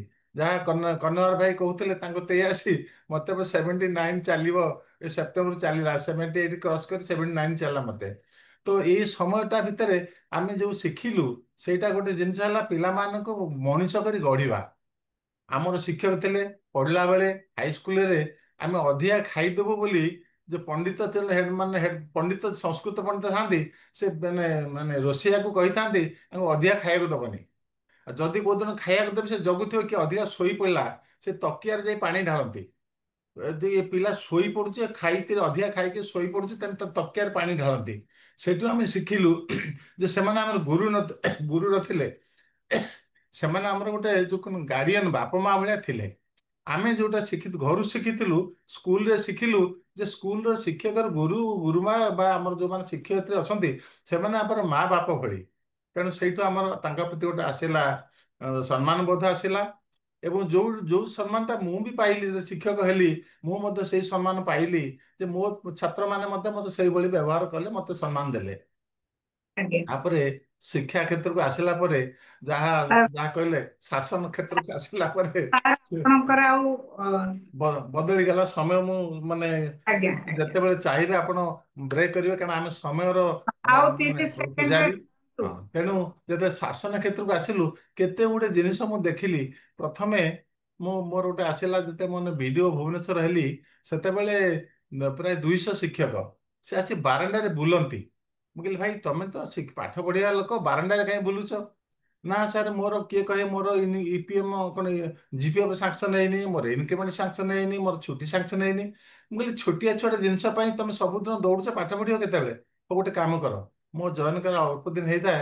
ମୁଁ କହିଲି, ଗୋଟେ କାମ, ତମେ ସମସ୍ତଙ୍କ ଶିକ୍ଷକ ନେତାଙ୍କୁ କହିଲି, ତମେ ତମର କାହାର କଣ ଅସୁବିଧା ଅଛି ମତେ ଗୋଟେ ତାଲିକା କରି ଦେଇଦିଅ, ମତେ 2 ମାସ ସମୟ ଦିଅ। 2 ମାସ ଭିତରେ ମୁଁ ତମକୁ ଏଠି କାହାକୁ ଦେଖିବିନି। 2 ମାସ ପରେ ଯଦି ମୁଁ ତମର କିଛି ନ ହେଇଥିବ, ତାପରେ ମୁଁ ତମକୁ କ୍ଷମା ପ୍ରାର୍ଥନା କରିବି, ମୁଁ ଏଠୁ ବିଦାୟ ହେଇ ପଳେଇବି। ସେଠୁ ଯାହା ମତେ ମୋ କଥା ସେମାନେ ମାନିଲେ, ମୋ ତାଲିକା ଦେଲେ। ମୁଁ ସେ 2 ମାସ ଭିତରେ କିଛି ଛୋଟିଆ ଛୋଟିଆ କାମ କିଛି ନଥିଲା, ତେଣୁ ସାହାଯ୍ୟ କରିବା ଯୋଉ ଗୋଟେ ମନୋବୃତ୍ତିଟା, ମାନେ କଣ ମତେ ପ୍ରେରଣା ମିଳିଥିଲା, ସେଇ ଅନୁସାରେ ସେ 2 ମାସ ଭିତରେ, 2 ମାସ ସରି ନଥିଲା, ଯେତେ ଥିଲା ଅଳିଆ ସେଟା ସବୁ ସଫା ହେଇଗଲା। ମତେ ଖୁସି ଲାଗିଲା, ସେମାନେ ବି ଖୁସି ହେଲେ। ଏବଂ ଖାଲି ସେତିକି ନୁହେଁ, ସେମାନଙ୍କର ଆଉ ଗୋଟେ ଥିଲା ସାର୍ ଆପଣଙ୍କ ଷ୍ଟାଫ ଦରମା ପାଉଛନ୍ତି 1 ତାରିଖରେ, ଆମକୁ କେତେବେଳେ 10 ତାରିଖ କେତେବେଳେ 12 ତାରିଖ, ଏଟା ଆମକୁ 1 ତାରିଖ ପାଇବୁ ବା ଆମକୁ 2 ତାରିଖ ପାଇବୁ। ମୁଁ କହିଲି ହଁ ପାଇବ, ହଁ ମାରିଦେଲି। ମୁଁ ଯେତେବେଳେ ଅଫିସରେ ବସିଲି କହିଲି ସାର୍ ଆପଣ କଣ ପାଗଳ ହେଇଗଲେ, ଆପଣ ଏ 200 ଲୋକଙ୍କ ଦରମା ଆମ 4ଟା ଷ୍ଟାଫ ଆମେ କେମିତି କରିବୁ, ଆମେ କରିପାରିବୁନି। ମୁଁ କହିଲି ମୁଁ ତ କହିଦେଲି, ୟା ପରେ ତ ମତେ ଲାଜ ଲାଗିବ, ଯଦି ନ କଲି ମତେ ଲାଜ ଲାଗିବ, ଏଟା କରିବାକୁ ପଡିବ। ସେଠୁ ମୋର 4 ଜଣ ସବ୍ ଇନ୍ସପେକ୍ଟର ଥାନ୍ତି ଆମ ସ୍କୁଲ ବିଭାଗରେ। ମୁଁ କହିଲି ଭାଇ ସେମାନଙ୍କର ତ କିଛି କାମ ନାହିଁ, ବୁଲୁଛନ୍ତି କେବଳ ଇନ୍ସପେକ୍ସନ କରୁଛନ୍ତି। ଆଉ କେତେବେଳେ ଶିକ୍ଷକ ଥାନ୍ତି ସେମାନେ ଆକାଉଣ୍ଟ ଜାଣନ୍ତି। ମୁଁ କହିଲି ସମସ୍ତେ ଏକାଠି ବସିଯା ଏବଂ ତାକୁ କଣ କରିବା ନା ସମସ୍ତଙ୍କ ଆଟ ଏ ଟାଇମ୍ ବିଲ୍ କରିଦିଅ। ହେଇଗଲା। ବିଲ୍ ହେଲା ପରେ ଗୋଟିଏ ଭଲ ଲାଗିଲା ଯେ ମୁଁ ରିଟାୟାରମେଣ୍ଟ ଯେତେ ସେଟା ଛାଡ଼ିଲି ସ୍କୁଲ ମାନେ ବ୍ଲକ ଛାଡ଼ିଲି, ଅନ୍ୟ ପୋଷ୍ଟିଂ ହେଲା ମୋର। ଯୋଉ ଫେୟାରୱେଲଟା ହେଲା, ଫେୟାରୱେଲଟା ମୋ ପୂର୍ବରୁ କାହାର ମାନେ ସେମାନେ ଡିଆଇଏଫ୍ ସ୍କୁଲକୁ ଦିଅନ୍ତି ଫେୟାରୱେଲ, ତାଙ୍କର ସେ ଅଥରିଟି। ଆମେ କେବଳ ଦରମା ଡ୍ର କରୁ। ଆଜ୍ଞା ସେତେବେଳେ କଣ ହେଲା ନା ମୋ ପୂର୍ବରୁ କାହାକୁ ଦେଇନଥିଲେ ଫେୟାରୱେଲ ବିଡିଓଙ୍କୁ, ବା ପରେ ମଧ୍ୟ କାହାକୁ ଦିଆ ହେଇନାହିଁ ମୋ ଯେତିକି ଧାରଣା। ଆଉ ସେତେବେଳେ ଗୋଟେ ବିରାଟ ଗୋଟେ ଭୋଜି ଭାତ କରିକିରି ମତେ ମାନେ ଗୋଟେ ସୁନ୍ଦର ପରିବେଶ ଭିତରେ ଗୋଟେ ଫେୟାରୱେଲ ଦିଆ ହେଇଥିଲା। ସେଟା ଗୋଟେ ଜୀବନର ଗୋଟେ ଅନୁଭୂତି। ଆଉ ସାର୍ ଗୋଟେ ଆପଣଙ୍କୁ ଏଇଠି ରଖିବି, କାରଣ ଆଜ୍ଞା ସମୟଟାର ସବୁଠୁ ବଡ ଯଦି ହଁ ଛାଟିଆ ବେଶୀ ସମୟ ତ ନାହିଁ। ସମୟ ସମୟ। ମିଳିଲେ ପୁଣି କେତେବେଳେ ଆମେ ତ ଆଜ୍ଞା ଆଜ୍ଞା ଆମେ ଶହେ 30 ନା 27 ଆମ ଭାଇ ଭଉଣୀ ମାନେ ମିଶିକିରି ଆମେ ଆଜ୍ଞା ବହୁତ ସମୟ ଏକାଠି ହଉଛେ, ଭୋଜି ଭାତ ହଉଛି। ସେଇ ସମୟରେ ଆମେ ଗପ ଆଜ୍ଞା ମାରିବା ଆଉ ପରସ୍ପର ଭଲ ମନ୍ଦ ବୁଝିବା। ସେ ଆଜ୍ଞା ସମୟ ମିଳିବ। ସମୟ ଯେହେତୁ କମ, ମୁଁ ସମୟକୁ ସମ୍ମାନ ଦେଇକିରି ମୁଁ ଆଉ ଥରେ ଭଉଣୀ ମାନଙ୍କୁ ମୋର ଧନ୍ୟବାଦ ଜଣାଉଛି। ଆଉ ଯିଏ ଆମର ଗୁରୁ, ଯିଏ ୟାକୁ ଆମ ସମସ୍ତଙ୍କୁ ଏକାଠି କରିଛନ୍ତି, ହର ଭାଇ ହର ଭାଇ ମୁଁ ମିଶିକିରି ଗୋଦାବରୀ ସାହିତ୍ୟ ସଂସଦରେ ଆମେ ଗୋଟେ ଗୋଦାବରୀ ଭବନ ତିଆରି କରିବା ପାଇଁ ମନସ୍ଥିର କରିଥିଲୁ। ସମସ୍ତେ ମୁଁ 60,000 ଦେଲି, ହର ଭାଇ 60,000 ଦେଲେ। ଆମେ ସମସ୍ତେ ଦେଇକିରି ଗୋଦାବରୀ ଭବନ ତିଆରି କରିବାକୁ କହିଲୁ। ଆମେ ଚାହିଁଥିଲୁ ଗୋଦାବରୀ ଭବନ ହବ, କିନ୍ତୁ ତାକୁ କିଛି ଲୋକ ନେଇ ବ୍ୟବସାୟ କଲେ, ଦୋକାନ କରିକି ବହି ଦୋକାନ କରିବେ, ଅନ୍ୟାନ୍ୟ ଦୋକାନ କଲେ। ହର ଭାଇ ତାଙ୍କ ପଇସା ନେଇଗଲେ, ମୁଁ ମୋ ପଇସା ନେଇଗଲେ, ଆମେ ସେଠୁ ଡିଟାଚ ହେଇଗଲୁ। ତେଣୁ ଆଉ ଆମେ ସେଇ ଭଲ କାମ 2 ନମ୍ବର ଝିଅ ଭଲ ମୁଁ। ଭଲ କାମ କରିବାକୁ ଯାଇକି ଦେଖିଲୁ ଏମାନେ ବ୍ୟବସାୟ କରୁଛନ୍ତି। ମୁଁ କହିଲି ଆମେ ତ ଏଠି ବ୍ୟବସାୟ କରିବାକୁ ଆସିନଥିଲୁ। ଗୋଦାବରୀ ଭବନ ଗୋଟେ କରିବୁ, ଏଠି ମାନେ ବହୁତ ଗୋଟେ ସାଂସ୍କୃତିକ କାର୍ଯ୍ୟକ୍ରମ ହେଇପାରିବ। ହର ଭାଇ ବହୁତ ସେତେବେଳେ ମଧ୍ୟ ସେ ଛାଡ଼ିଲେ, ମୁଁ ବି ଛାଡ଼ିଲି। ତେଣୁ ହର ଭାଇ ପୁଣି ଏ ଯୋଉ ସଂଯୋଗଟା ତିଆରି କଲେ, ଏ ଗୋଟେ ଇଣ୍ଟରନ୍ୟାସନାଲ ସଂଯୋଗ। ବହୁତ ଭାଇ ବାହାର ବିଦେଶରେ ଅଛନ୍ତି, ଦେଶରେ ଅଛନ୍ତି, ଭଲ ଭଲ କାମ କରିଛନ୍ତି। ଆଜ୍ଞା ଶିକ୍ଷକତା ଜୀବନ କିଛି ଥିଲା, ଏଇ ଭଉଣୀମାନେ ଆଉ ହର ଭାଇଙ୍କ ଯୋଗୁଁ କେତେ ଗୁଡେ ସ୍କୁଲକୁ ମୁଁ ଯାଇ ପାଠ ପଢେଇଛି ବସ୍ତି ମାନଙ୍କରେ। ପିଲାମାନେ ପାଠ ପଢିଲା ବହୁତ ଖୁସି ଲାଗେ, ପିଲାମାନଙ୍କଠୁ ଆଜ୍ଞା ଆଜ୍ଞା ପ୍ରଶ୍ନ ପଚାରେ ଉତ୍ତର ପାଏ। ତେଣୁ ବହୁତ ଆଜ୍ଞା ଭଲ ଜୀବନ କଟେଇଛି। ଆମେ ସମସ୍ତେ ଏମିତି ଭାଇ ଭଉଣୀ ହେଇକି ରହିବା, ଖୁସିରେ ରହିବା ଏବଂ ପରସ୍ପରକୁ ଆମେ ଏମିତି ମଝିରେ ମଝିରେ ଭେଟିଥିବା। ଏମିତି ଭଲ ୱେବନାରଟେ କରନ୍ତୁ। ମାନେ ସୁତାର ଭାଇ ଆପଣ ୱେବନାରଟା 495 ନା 500 କେତେ ହେଲାଣି, ଶହେ 495 ଇଏ ଶହେ କଣ୍ଟିନ୍ୟୁ କରୁ। ବହୁତ ଧନ୍ୟବାଦ ସମସ୍ତଙ୍କୁ। ଆଉ ଥରେ ମୋର ଧନ୍ୟବାଦ ଜଣେଇକି ମୋର ବକ୍ତବ୍ୟ ଶେଷ କରୁଛି। ବହୁତ ଧନ୍ୟବାଦ। ଜୟ ଜଗନ୍ନାଥ। ଜୟ ଶ୍ରୀ ଜଗନ୍ନାଥ। ମୁଁ ଦୁଃଖିତ କି ଆପଣଙ୍କୁ ରଖିବାକୁ ବାଧ୍ୟ ହଉଛି। ଆଉ ବୁଝିପାରୁଛି ମାଙ୍କର କୋଉଠି ନା କୋଉଠି ଆପଣଙ୍କ ପାଇଁ ଆଶୀର୍ବାଦ ଅଛି, ସେଥିପାଇଁ ଏତେ ବଡ ସଂଗଠକ ହେଇପାରିଛନ୍ତି। ମାଙ୍କର ଯୋଉ ଲିଡରସିପ କ୍ୱାଲିଟି ବା ବସୁଧୈବ କୁଟୁମ୍ବକମ୍ ଯୋଉ ଗୁଣଟି ଥିଲା, ସେଇଟା ଡେଫିନେଟଲି ଆପଣଙ୍କୁ ଇନଷ୍ଟିଲ ତ ହେଇଛି। କୋଉଠି ନା କୋଉଠି ସେ ମଞ୍ଜିଟା ପୋତା ହେଇଛି, ସେଥିପାଇଁ ଏବେ ବି ହସି ପାରୁଛନ୍ତି, ଏବେ ବି ସକ୍ରିୟ ଅଛନ୍ତି। ମୋର ପରବର୍ତ୍ତୀ ବକ୍ତା ବା ଶେଷ ବକ୍ତା ଭାଇ ଶ୍ରୀ ପ୍ରଦୀପ୍ତ କୁମାର ମହାନ୍ତି ମହାଶୟ। 18 ଜାନୁଆରୀ 1948 ମସିହା, ୟଙ୍ଗେଷ୍ଟ ୱାନ୍ ଆପଣଙ୍କ ଗ୍ରୁପରେ। ମହାଶୟ 4 ଦଶନ୍ଧିରୁ ବିଭିନ୍ନ କର୍ପୋରେଟ ସେକ୍ଟରରେ କାର୍ଯ୍ୟ କରିଛନ୍ତି। ଅବସର ପରେ ଅଧୁନା ଭାରତୀୟ ଯୋଗ ସଂସ୍ଥାନରେ ଜଡିତ ରହିଛନ୍ତି। ଭାରତୀୟ ଯୋଗ ସଂସ୍ଥାନ ମନୁଷ୍ୟର ସାମଗ୍ରିକ ୱେଲନେସ ପାଇଁ ଯୋଗ ଶିଖାନ୍ତି। ଶ୍ରୀ ମହାନ୍ତି ବା ପ୍ରଦୀପ୍ତ ଭାଇ ନୟାପଲ୍ଲୀ ଯୋଗ ଜିଲ୍ଲାର ଜିଲ୍ଲା ପ୍ରଧାନ ଅଛନ୍ତି। ତାଙ୍କର ଏକ ବିଶେଷ ଗୁଣ ହଉଛି ପିତୃମାତୃହୀନ ପିଲାମାନଙ୍କୁ ସେ ମାଗଣାରେ ଯୋଗ ଶିଖାନ୍ତି। ଯୋଗାଭ୍ୟାସ ଦ୍ଵାରା ଦେଖନ୍ତୁ ଆମ ପ୍ରଦୀପ୍ତ ଭାଇ କେତେ ସ୍ଲିମ୍ ଆଉ ଟ୍ରିମ୍ ଅଛନ୍ତି, ଫିଟ୍ ଅଛନ୍ତି। ଜୟ ଜଗନ୍ନାଥ ଭାଇ, ନଜର ନା ଲାଗେ। ଭାଇ ଆପଣଙ୍କୁ ଆପଣଙ୍କ ଜୀବନ କଣ ଶିଖେଇଛି, ଦୟାକରି ଅନୁରୋଧ କରୁଛି ଆପଣ ଆମ ସହିତ ବାଣ୍ଟନ୍ତୁ ବା ସେୟାର କରନ୍ତୁ। समय कि जय जगन्नाथ। 10 मिनिट। जय जगन्नाथ। जय जगन्नाथ। जीवन रे बहुत किछि शिखिबार समस्तर अच्छे, समस्ते प्रति स्टेज रे किछि किछि शिखी आछंती। मु शैशव कौन शिखिली, मु पुरी जिलार निमापड़ा ब्लॉक अधीन रे गोटे ग्राम गड़तुरीह आउ सेठी मु मध्यवित्त परिवार रे मोर जन्म। पिलादिनु गाँव रे चलीचु, गाँव रे बढ़ीचु।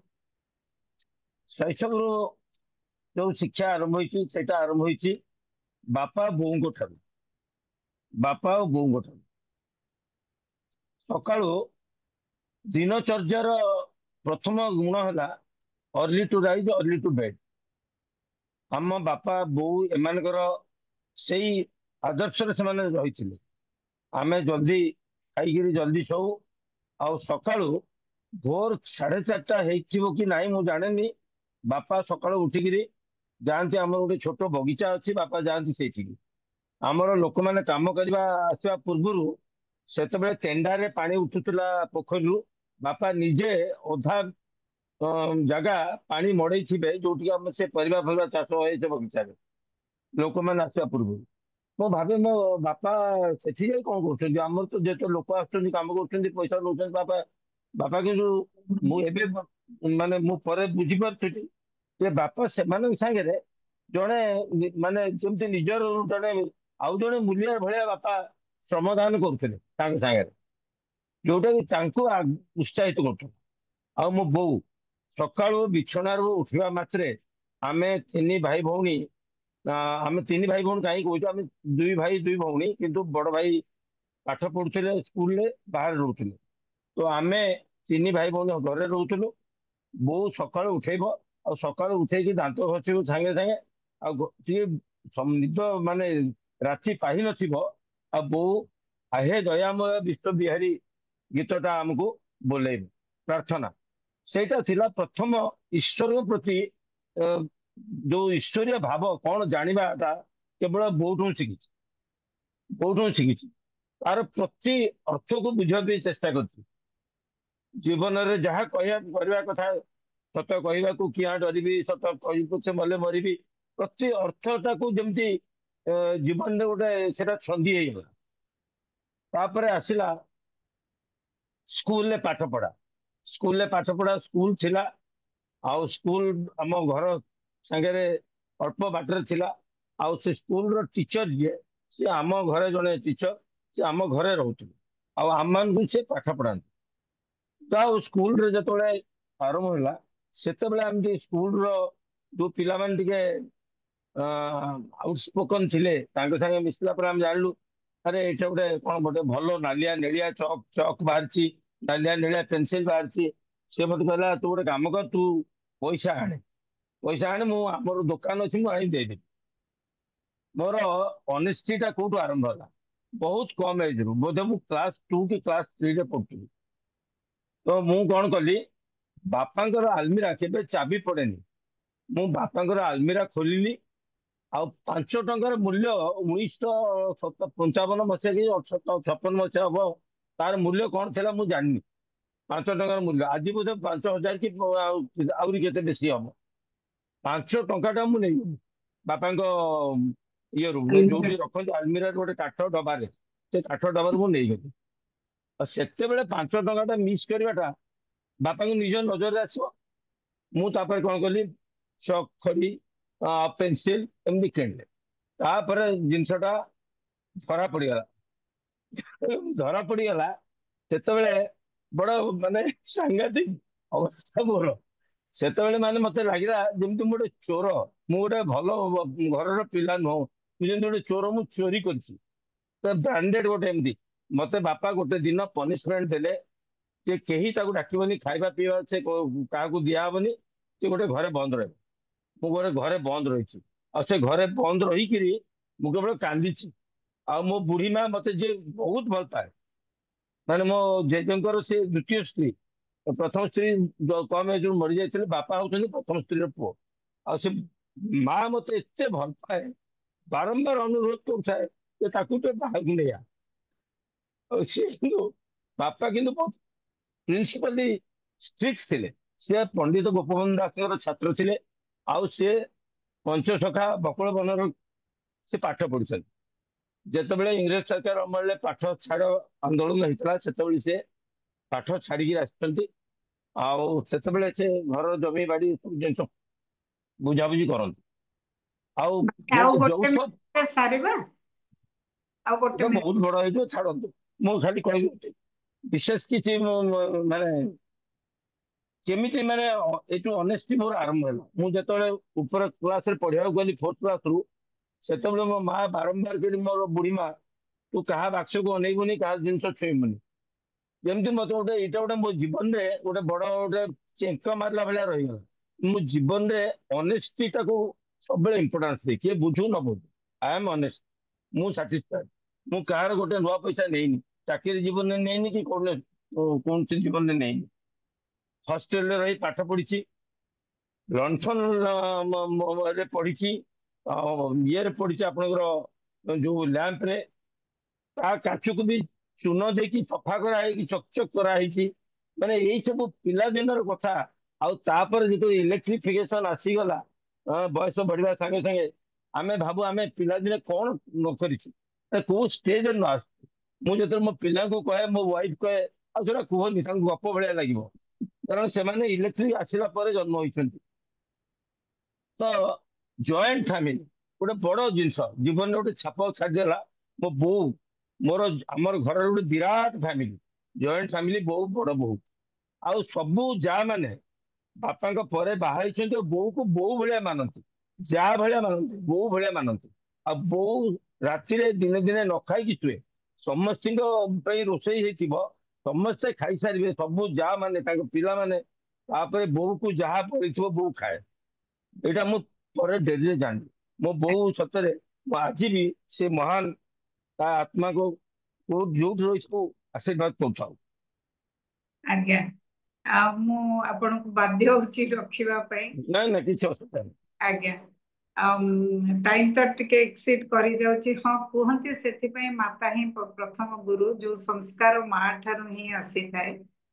ଆଣ୍ଡ ଯୋଉଠି ଦେଖିବେ ବଡ ପରିବାର, ଆଉ ସେ ଜାଗାରେ ମା ହିଁ ସବୁ ସମ୍ଭାଳୁଛନ୍ତି, ସେ ପିଲାମାନଙ୍କର, ମାନେ ମୋର ଯାହା ଏକ୍ସପିରିଏନ୍ସ ବା ଦେଖିଛି, ସେ ପିଲାମାନଙ୍କର ସହିଷ୍ଣୁତା, ସଚୋଟ, ଏସବୁ ଗୁଣଟା ଅଟୋମେଟିକାଲି ହେଇଯାଏ। ଆଣ୍ଡ ବର୍ତ୍ତମାନ ମୁଁ ରିକ୍ୱେଷ୍ଟ କରିବି ଆମର ଟେକ୍ନିକାଲ ପାର୍ଟନର, ଆମର ସୁସ୍ମିତା ମ୍ୟାଡାମକୁ, କିଛି କ୍ୱେଶ୍ଚିନ୍ ଅଛି କି ସୁସ୍ମିତା? ନାଇଁ, କିଛି ନାହିଁ। ମୁଁ ଖାଲି ଗୋଟେ ସଜେସନ ଅଛି ବାବାଜୀ ସାର୍ଙ୍କର, ସେଇଟା ଆପଣ ପଢିପାରନ୍ତି, ବା ଆମର ସୁତାର ସାର୍ ପଢିପାରିବେ। ସୁତାର ସାର୍ ପଢି ଦିଅନ୍ତୁ, ମୁଁ ଦେଖୁଛି କଣ ଅଛି।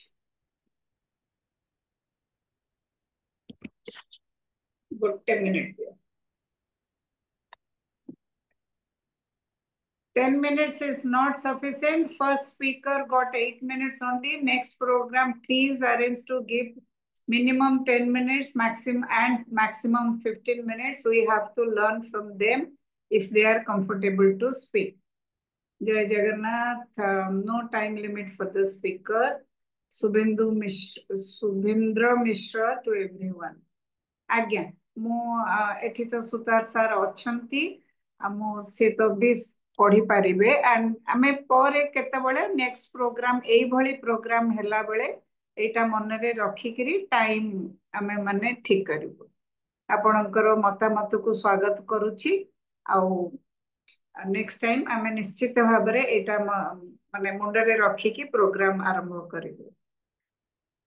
ସମସ୍ତଙ୍କ ଠାରୁ ଶୁଣିଲା ପରେ ଆଉ ଏକ, ମାନେ ମୋର ପାରିବାରିକ ସାମାଜିକ ଜୀବନ ଜିଇଲା ପରେ ଗୋଟିଏ କଥା ମତେ ନିଶ୍ଚିତ ଭାବରେ ମୁଁ ଏଠି କହିବି କି ଆଜି ଯୋଉ ଆମେ ଜୀବନ ଜିଉଛେ ବା ଜିଉଛେ ୱିଥ ଡିଗ୍ନିଟି, ଯାହା ବି ହଉ, ଯୋଉ ସ୍ତରରେ ବି ହଉ, ଏକ ସମ୍ମାନର ସହ, ଯେମିତି ପ୍ରଦୀପ୍ତ ଭାଇ କହିଲେ, କିଏ କହୁ ନ କହୁ ମୁଁ ଜାଣିଛି ମୁଁ କଣ ବୋଲି, ମୁଁ ସଚୋଟ, ମୁଁ କାହାକୁ କଷ୍ଟ ଦେଇନି। ମୋର ସମସ୍ତ ବକ୍ତା ମାନେ ସେଇ ଉପରେ ବେଶୀ କହିଲେ, ମେ ବି ଆମେ ସେଇ ସମସାମୟିକ ବୋଲି ଆମମାନଙ୍କର जीवन धारार प्रणालीटा प्राय एक प्रकार जमती कहले कि जॉइंट फैमिली रे आमे जतेबेले सब बड़ होउथुलु सेतेबेले आमे कहउथुलु पीसी झियो भौणी मामू पुओ भाई आम पई भाई भौणी सब थिले किंतु आम पर जेनेरेशन का पई गोटे नुआ वर्ड आसिला कजिन आम बेले कजिन वर्ड ही नथिला कारण आमर मूलदुआ थिला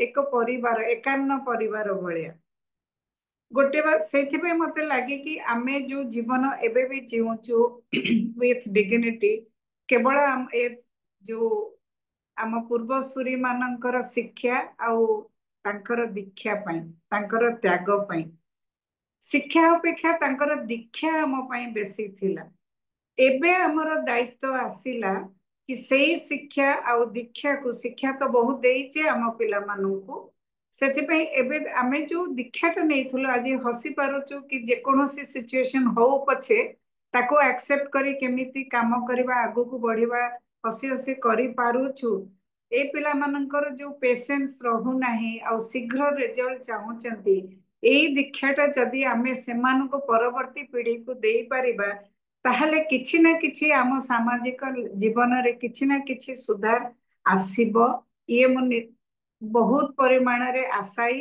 आउ हब भी तेणु आमर वर्तमान दायित्व आमे जो जीवन रु शिखिचे जदि आमर ए शिक्षा दीक्षा को आम पर पीढ़ी को देबा ताहले आमर समाज रे बहुत परिवर्तन आसी परिबो मु आमर संजोग परिवार रो भीष्म डॉक्टर हरप्रसन्न दास को वर्तमान अनुरोध करिबी कि आपण ए संजोग ग्रुप रो प्राण प्रतिष्ठाता संजोग ग्रुप आपणक पाखरे सबु बेले चिर ऋणी रहिबो तेणु ए कार्यक्रम को रो शेष स्पर्श दवा पई मु आपणको आमंत्रण करूची डॉक्टर हरप्रसन्न दास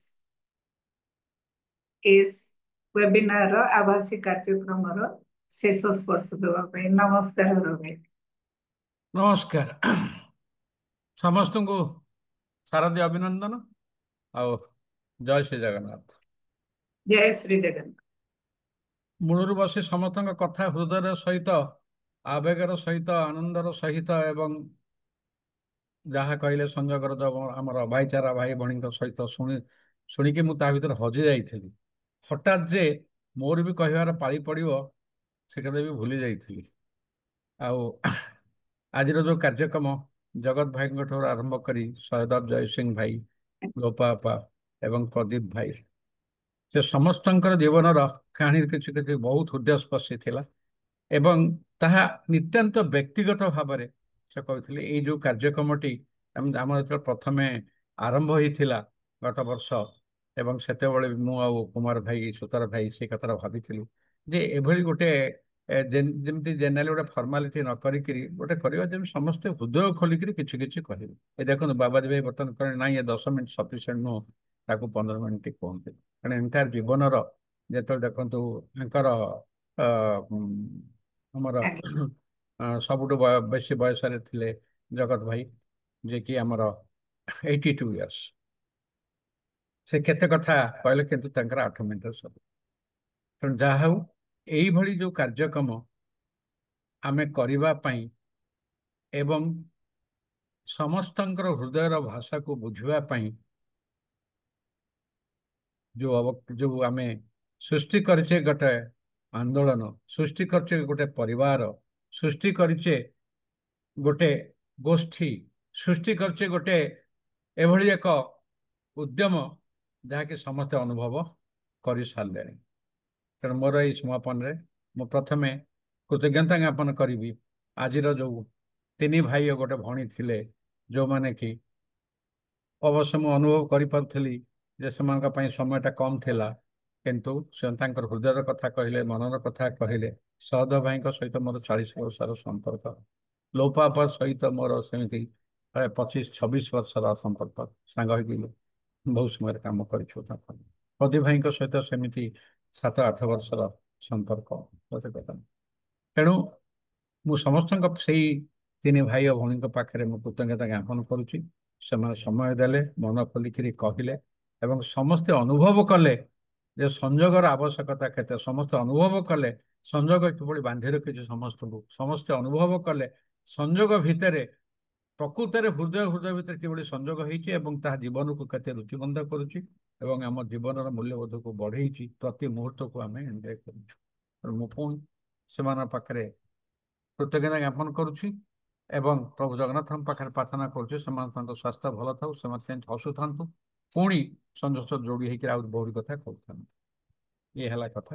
ତାପରେ ସାନ ଭଉଣୀ ସଂଯୁକ୍ତା ସଞ୍ଚାଳନ କଲେ ମୃଦୁ ଶେଷ ହସ ହସ ମୁହଁରେ ଏବଂ ଆବେଗ ଭରାରେ, ସ୍ନେହରେ, ଶ୍ରଦ୍ଧାରେ, ଭକ୍ତିରେ ଯେଉଁଭଳି ଭାବରେ ସେ କହିଚାଲିଲେ ଯେମିତି ଝରଣାଟେ ଝରି ଝରି ଯାଉଛି ସେଇଭଳି ଭାବରେ ମୂଳରୁ ଶେଷ ଜଣା ପଡ଼ିଲାନି ସମୟ।